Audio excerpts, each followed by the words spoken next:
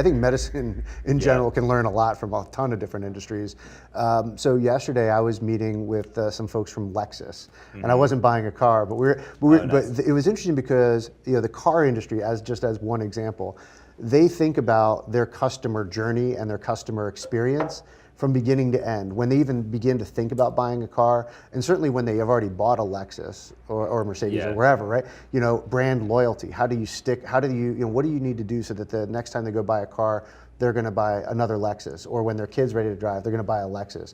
How do you create that brand loyalty?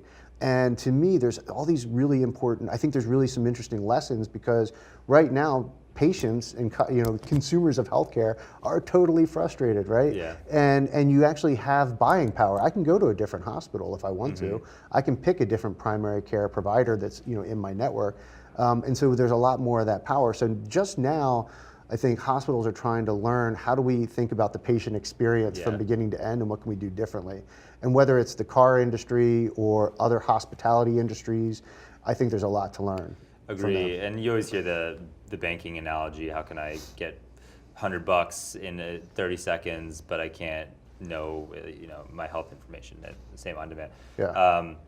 I was gonna say an obsession with the user, or an obsession with the user experience as something that we could definitely use. I mean, talking with my colleague yesterday about how you get people to want to use a product. And it's so interesting to me. It's just so far upstream of where we usually work, where it's like you got to navigate all these perverse incentives, and like they'll never do this, they'll interfere.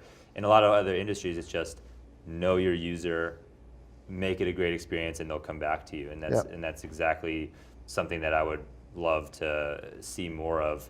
We have a couple companies that are kind of doing very user-focused stuff, and it's the simple answer to the questions of why will they use it is just, it's a beautiful piece of software. It's super custom experience. You see the friendly face of someone there, and it's just a lot of that driving it. I was in the expo center yesterday, and there was I don't know if you saw this. It was a robotic barista machine, and it's huge. It's maybe almost as big as that table. You type on the screen what you want. You can get an iced latte, cappuccino, and they text you when it's ready. And you type the code into the machine, and it just hands you your drink. And I was like, wow, how do you come up with this? But I could see everybody using this. Yeah.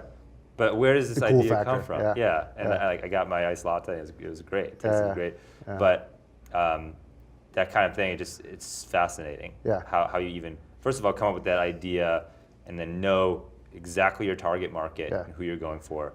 It's people that can't get specialty coffee 24 hours a day. Yeah. Was the founder's answer. Yeah, it's the experience. And that's something that health tech could use to entrepreneurs take that. Who am I selling to specifically? Yeah. If that coffee tastes the same as it tastes from Starbucks, but that has the cool factor and it's faster or whatever, that experience matters, right? And same thing in healthcare for sure.